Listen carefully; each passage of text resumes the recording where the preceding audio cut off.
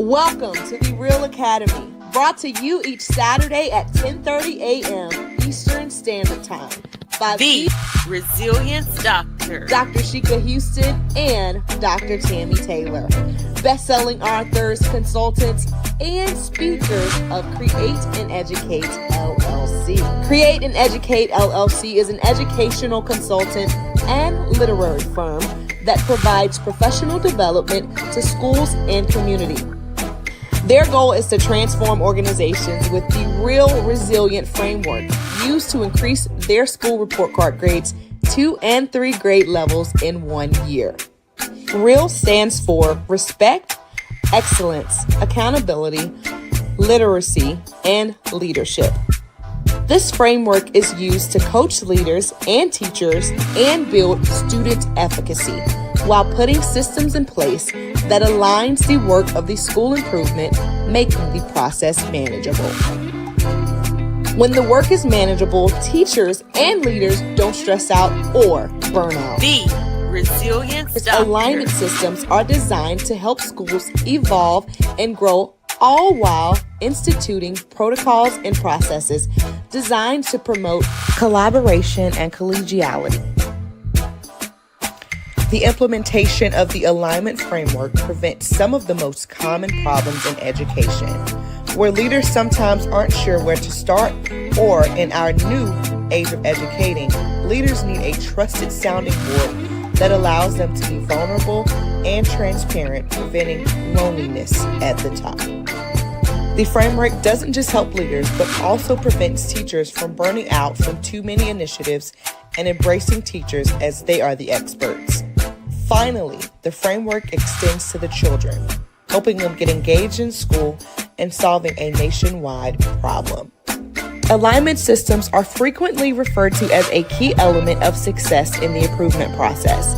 In the sport of rowing, all rowers must put their oars in the water, succinctly creating a system for their boat to reach maximum speed. So schools that want to improve are bringing in the Resilience DoctHers to teach them all about the alignment systems that must be in place for school improvement to be accomplished at high levels. The dynamic duo provides insights into educational topics through their international platform, which includes educators, parents, and community members as a way to support important entities that make communities thrive. This is their way to pay it forward and provide the support they needed through their platform. Take a look. People who work with the Resilience describe them as DoctHers. an excellent and inspiring group of leaders. They get into the weeds of work with leaders through their TrustMate Institute that you should contact them about today by filling out the contact form on their website. It's Super Saturday, everyone. Welcome to another episode of the Real Academy, brought to you by Create and Educate with your very own Resilience DoctHers. I'm Dr. Sheikah Houston. Hello, everyone, and I'm Dr. Tammy Taylor, and we are so super excited that you've joined us because today we're talking about something that every teacher has the power to create, every administrator has the power to create, every district supervisor has the power to create. And this is not created with a curriculum, not created with a textbook, not created with your handbook. It's created with intentionality. Today's episode is building synergy in the classroom, creating community from day one. And that classroom can be filled in with school, it can be filled in with department. Absolutely.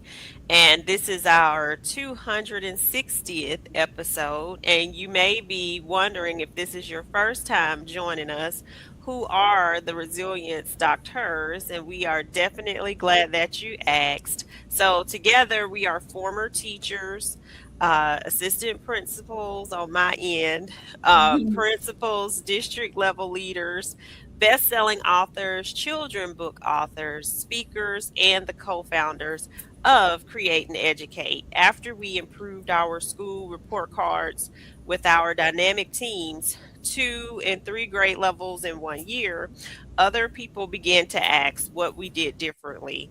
And we developed our real framework that you see at the top of the pane and over our shoulders that stands for respect, excellence, accountability,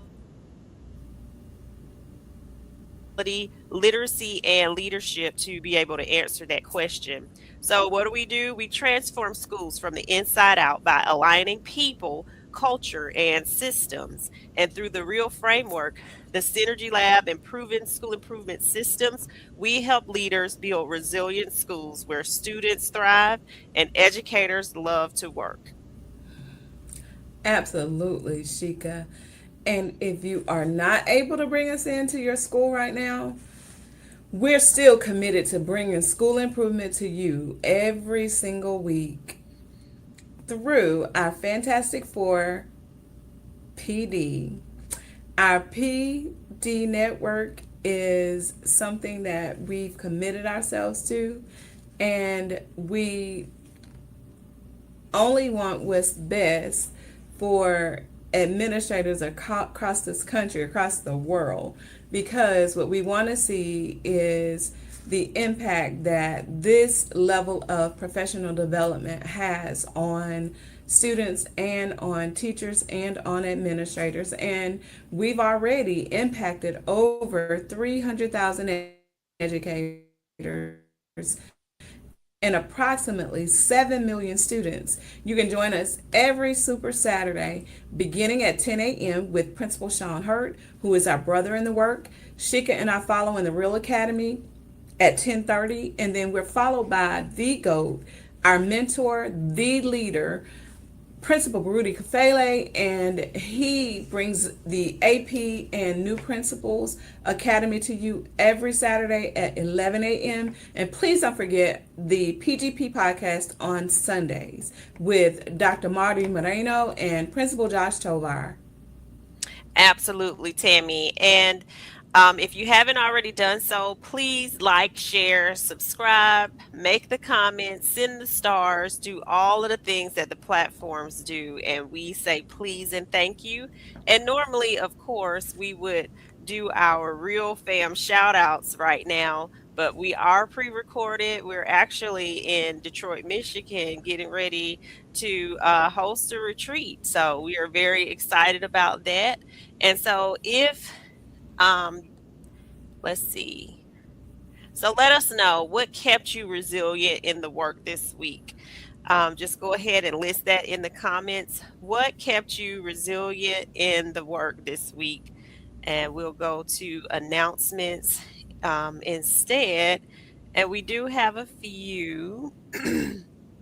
So, coming up in October, the 22nd through the 25th, Nova Scotia, Canada, NAPSB will be hosting this event in conjunction with our Canadian Queen, Miss Jacqueline Harriet, and her organization.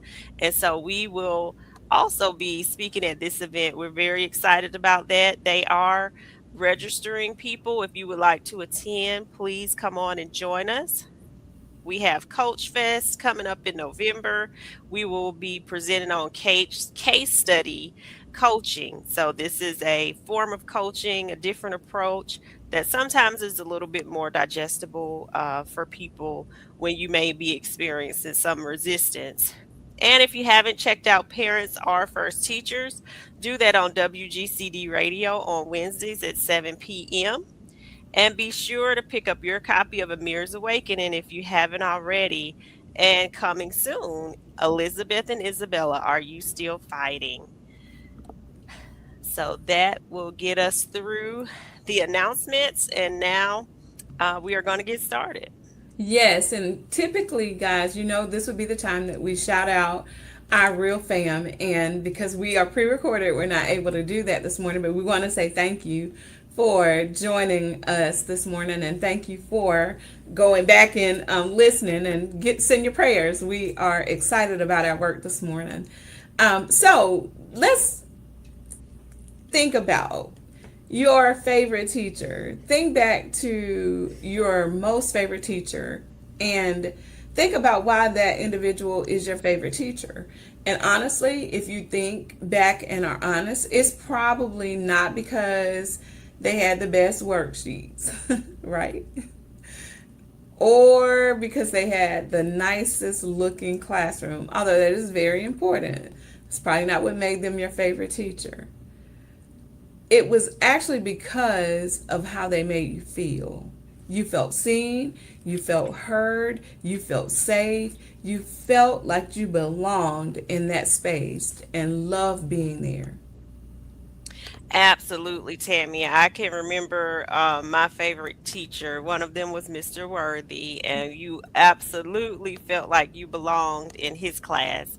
So that's exactly what classroom synergy is all about. Community isn't something that happens accidentally, it is intentionally designed. That's through every greeting, every classroom routine, every conversation, every opportunity for students to work together either builds community or slowly tears it apart. Hmm. So, our first point, and I don't know, do you see a banner on your side, Tammy? I do not. Oh, okay. Here we go. All right. So our first point today, definitely belonging comes before the learning. Let me go back. Here we go. Belonging comes before the learning. And a lot of times you'll hear people say relationships. This is what that is. One of the greatest needs every child has is belonging. So before students ask, what are we learning today? They're asking, do I fit in here? Does my teacher care about me? Will anyone notice if I'm not even here? Well, when students feel connected, attendance improves, behavior improves, engagement improves, and that big one that we all want, learning improves. Girl. And while we're here, as you stated, had lots of favorite teachers, and belonging is a very important part of that. And we just pause and shout out W.E. Worthy because you could not help but belong. And, I am from the community that Wayne is from. And when W.E. saw me anywhere, he never used my name. I don't know if he's ever called me Tammy before or not, but he would say, "Oh, here comes Lulabelle." Now, in high school, who wants to be called by your mama's first and middle name? But that was the kind of belonging that he created for students, whether they were his or not. Because I've seen him do that to kids from our community who were not even in his class.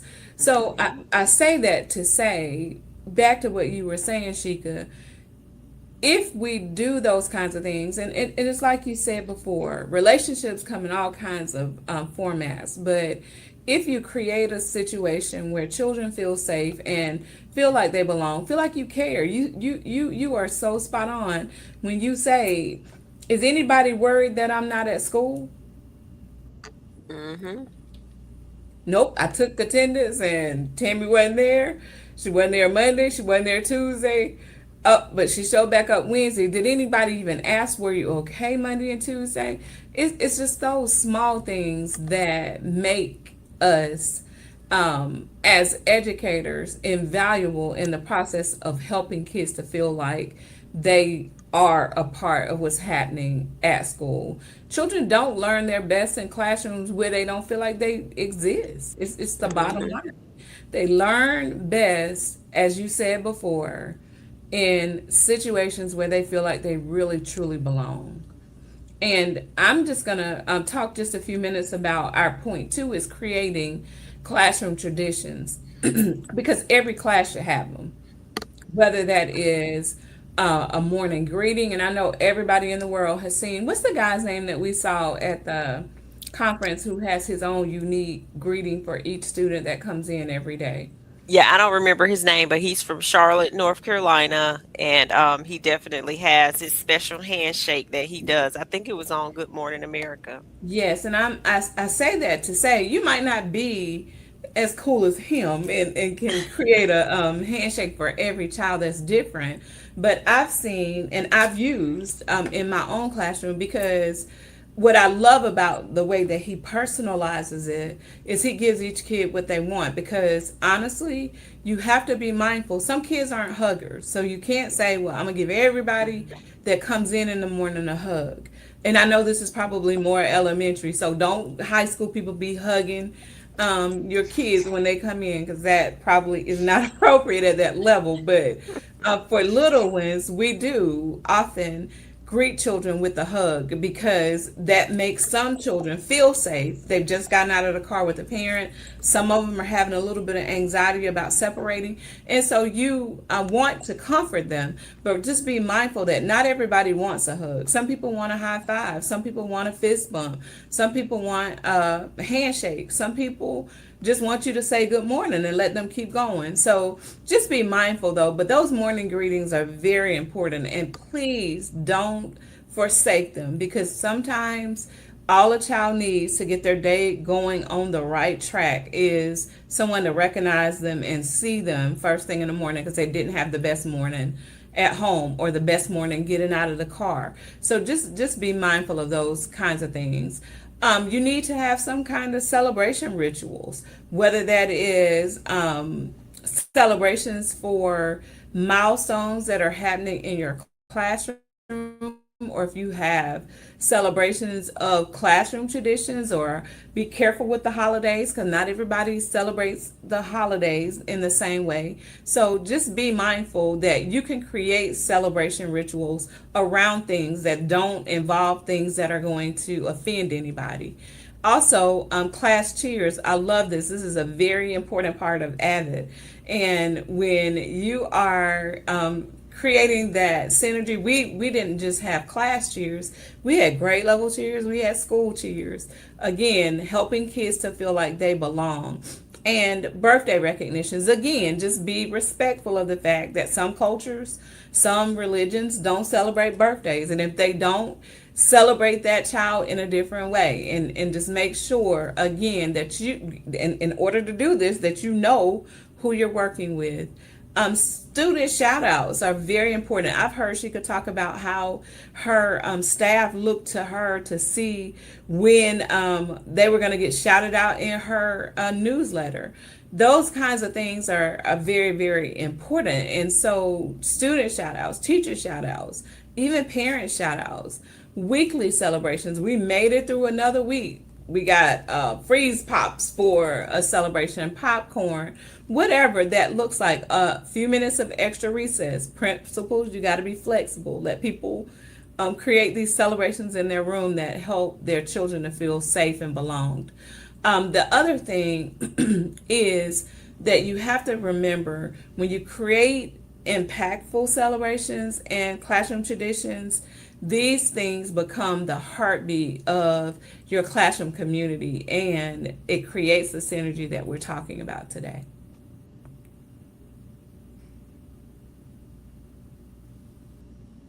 Absolutely, Tammy, and you have to forgive our little freezes here with the hotel Wi-Fi.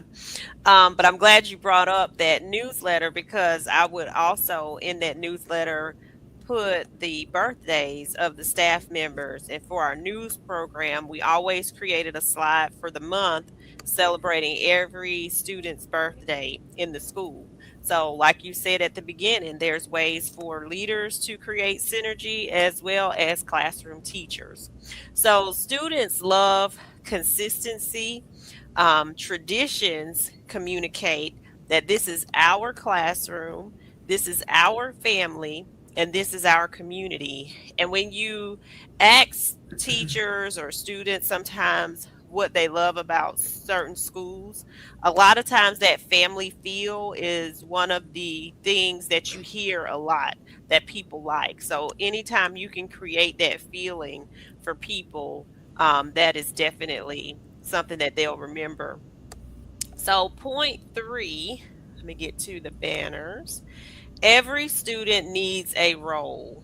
And Leader in Me is one that definitely focuses on that, and Avid also has it as well. But even not being one of those schools, you can do this on your own in the classroom. So, one of the fastest ways to build ownership is to give every student a responsibility. That means you can have classroom ambassadors, you can have a technology helper. I'll never forget, I went in to model a lesson for a science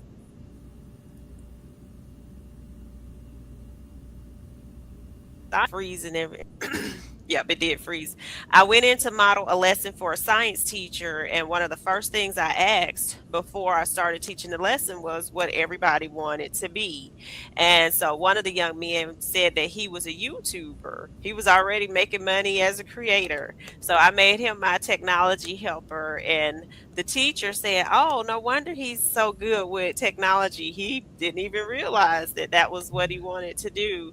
And so, automatically recognizing his talents and celebrating his gifts and putting him on, okay, anything technology, you handle it. He lit up, when you recognize that in students and give them responsibilities, that really makes them take ownership of the classroom, as Tammy talked about. You can have a materials manager. You can have an encouragement captain. When we talked about those cheers, that could be the person who leads all of those off. You can have a welcome leader, a plant caretaker. In some of the preschool classrooms, I know at my daughter's school, they had a classroom pet. So every child should contribute something meaningful. Yes, I love it. And make sure you are tapping into your children's gifts. Abby is the table leader Mhm. often because guess what Abby's not afraid to do? Give me your paper. She does not mind being stepping into leadership. So just pay attention to your children, as Shika said, and make sure you are capitalizing on what they're bringing to you, not what you have to teach them how to do. So, and again, that makes them feel like you see them and you know them. And children, honestly, when you create that kind of atmosphere, they're going to protect what they help to build. When students own the classroom, they also start owning their learning. Point four for us this morning is teach students how to work together. We really take for granted sometimes that kids know how to be collaborative. They don't. We have to teach them that. And when children don't know how to work together, we, instead of trying to figure out, well, I thought he had brothers and sisters at home. Don't worry about that. They may not be being taught to work together at home because some children fight all the time. You have to teach them how to collaborate, how to disagree in a respectful way, not calling each other names, because that might be what they do with their siblings at home. We have Mhm. to teach them how to listen actively. Don't talk while you're listening. Because again, in some homes, and this is not out of disrespect, the first time I went to dinner with my husband's family, it's a bunch of them, and there were like 100 conversations going on around, and I was not used to that, and people were talking to me and I was paying attention to the conversation that was happening to the side. You have to respect the fact that people listen differently, because Keith could listen to all the conversations and talk to everybody at the same time. I was not used to that. You teach children how to listen and engage in conversations. You teach them how to encourage their teammates when things don't go the way that they're expecting, instead of criticizing them. Teach them how to resolve their conflicts in respectful ways, and how to celebrate each other's successes, not be jealous or, oh, they cheated. That we've got to teach them how it looks to be collaborative in a classroom. Absolutely, Tammy. And community doesn't eliminate conflict. You also have to teach them that conflict is normal. Just like in all families, we have conflicts at different times. but it teaches students how to navigate. You have to teach them how to navigate conflict together, and that is a life skill. And one of the things that I've been able to do, helping leaders and teachers to help children do that, sentence frames. When you're trying to teach them the appropriate ways to navigate things, we have an academic sentence frame list. We have one that helps them with conflict.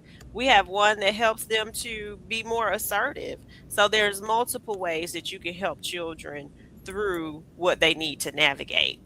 So point 5, classroom synergy through the Synergy Lab. Let me get my banner up.